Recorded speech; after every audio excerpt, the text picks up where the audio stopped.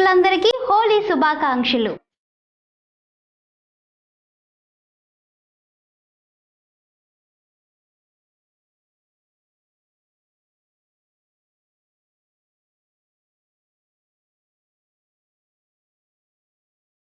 గ్రేటర్లో హోలీ వేడుకలు జోరుగా సాగుతున్నాయి. కరోనాతో 2 ఏళ్లుగా దూరంగా ఉన్న జనం తిరిగి సాధారణ పరిస్థితులు నెలకొనడంతో ఉత్సాహంగా హోలీ జరుపుకుంటున్నారు.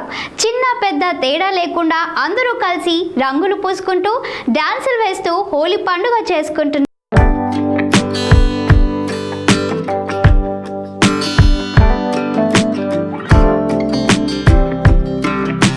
దేశవ్యాప్తంగా హోలీ పండుగను ఘనంగా జరుపుకుంటున్నారు. ఒకరిపై ఒకరు రంగులు చల్లుకుంటూ శుభాకాంక్షలు తెలియజేస్తున్నారు. హోలీ పండుగ కంటే ముందు పలు కూడలలో కామదహనం చేశారు. తన తపస్సును భగ్నం చేసిన మన్మధుడిని ఈశ్వరుడు తన 3వ కన్ను తెరిచి ఫాల్గుణ పౌర్ణమి నాడే భస్మం చేశాడని శివపురాణం పేర్కొంటుంది. హిరణ్య కశ్యపుడి సోదరి హోలిక అనే రాక్షసి ప్రహ్లాదుడిని మంటల్లో వేసినప్పుడు విష్ణు భక్తుడైన ప్రహ్లాదుడు తన మహిమలతో ఆ ప్రమాదం నుంచి తప్పించుకుంటాడని పురాణాలు చెబుతున్నాయి. హోలిక ఆ మంటల్లో దహనమవుతుందని, దీనికి ప్రతీకగా హోలీ పండుగ కంటే ముందు రోజు హోలికా బొమ్మను మంటల్లో వేసి కాముడి దహనంగా జరుపుకుంటారని చెబుతూ ఉంటారు. ఫాల్గుణ పౌర్ణమి ముందు రోజున భోగి మంటలు వేసి కాముడి బొమ్మను దహనం చేశారు. ఆనందోత్సాహాలతో కాముడి దహన వేడుకలు జరుపుకుంటారు.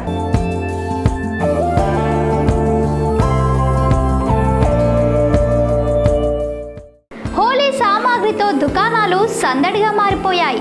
సికింద్రాబాద్, అమీర్పేట్, దిల్సుఖ్ నగర్, కుకట్పల్లి తదితర ప్రాంతాల్లో ఉన్న అపార్ట్మెంట్ వాసులు ప్రత్యేక ఏర్పాట్లు చేసుకొని హోలీ పండుగను నిర్వహించుకుంటున్నారు.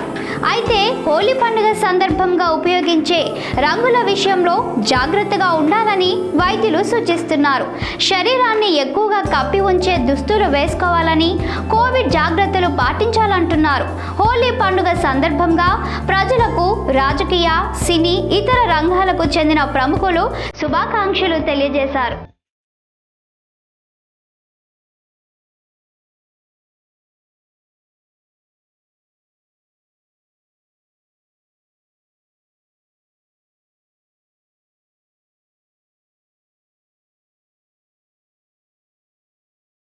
మరి మనం కూడా జాగ్రత్తలు పాటిస్తూ హోలీ జరుపుకుందాం. 95 ప్రేక్షకులందరికీ మరొకసారి హోలీ శుభాకాంక్షలు.